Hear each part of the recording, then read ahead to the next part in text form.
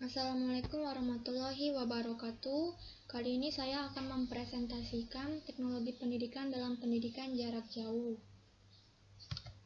Pada materi yang pertama, membahas tentang konsep dasar teknologi pendidikan yang selalu berubah dari tahun ke tahun. Berikut ini sudah saya buat konsep istilah kunci, konsep dasar dari tahun ke tahun tersebut. Kemudian pada pertemuan kedua yaitu konsep dasar dan ciri pokok PJJ. Konsep dasar teknologi pendidikan selalu berubah dari waktu ke waktu. Ada 6 teori PJJ yang sudah saya buat juga daftar kuncinya. Kemudian pada rangkuman modul ketiga yaitu variasi pendekatan PJJ. Variasi pendekatan ini ada 8 macam yang sudah saya buat pengertiannya. Kemudian pada materi keempat, fungsi teknologi pendidikan.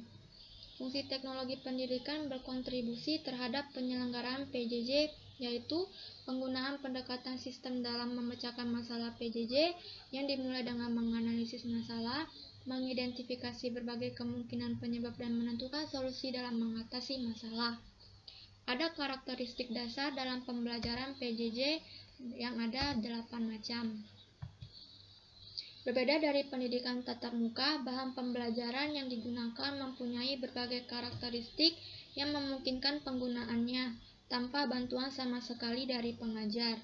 Walaupun demikian, pemanfaatan sekali-sekali pertemuan tatap muka untuk kebutuhan sosialisasi dan akademik. Pada materi kelima yaitu aplikasi teknologi pendidikan dalam memecahkan masalah pendidikan jarak jauh. Keraguan terhadap kualitas PJJ diasosiasikan dengan besarnya jumlah peserta didik, seperti halnya keraguan masyarakat terhadap kualitas pendidikan tatap muka. Untuk menepis keraguan tersebut, para pakar melakukan analisis dan deskripsi terhadap penggunaan berbagai macam media pembelajaran.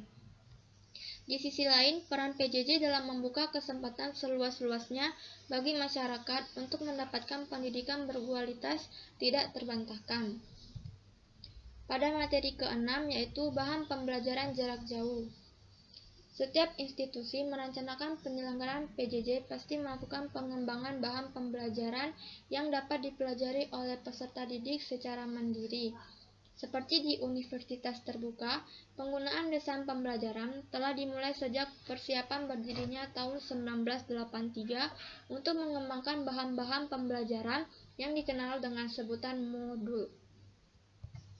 Bahan pembelajaran yang didesain khusus untuk PJJ diharapkan dapat dipelajari secara mandiri oleh peserta didik. Tujuan pembelajaran diharapkan yaitu pembelajaran kognitif, psikomotorik, dan afektif.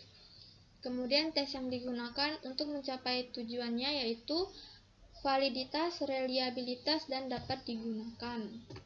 Pada pertemuan terakhir, manajemen pembelajaran PJJ. Sebagai suatu sistem, PJJ mempunyai berbagai subsistem dasar terdiri dari peserta didik, proses dan strategi interaksi pembelajaran, penilaian, sertifikasi dan akreditasi, serta lulusan yang kompeten, didukung oleh seperangkat subsistem utama terdiri dari kurikulum yang relevan, bahan pembelajaran bermedia, layanan peserta didik, infrastruktur, teknologi komunikasi, fungsi administratif dan akademik, serta sistem jaminan kualitas. Kemudian pada bagian terluar dari sistem PJJ adalah suprasistem yang terdiri dari berbagai kebijakan di luar kewenangan penyelenggaraan PJJ, namun memengaruhi baik secara langsung maupun tidak langsung. Walaupun suprasistem berada di bagian luar, namun pengaruhnya sangat besar dan acapkali fundamental bagi penyelenggaraan PJJ karena mau tidak mau, sistem PJJ harus menyesuaikan dengan perubahan pada suprasistem tersebut. Manajemen bahan pembelajaran terdiri dari tahap persiapan, tahap pengembangan, tahap reproduksi, dan tahap distribusi. Demikian presentasi yang sudah saya berikan. Semoga bermanfaat bagi para pembacanya dan penonton. Sekian dan terima kasih.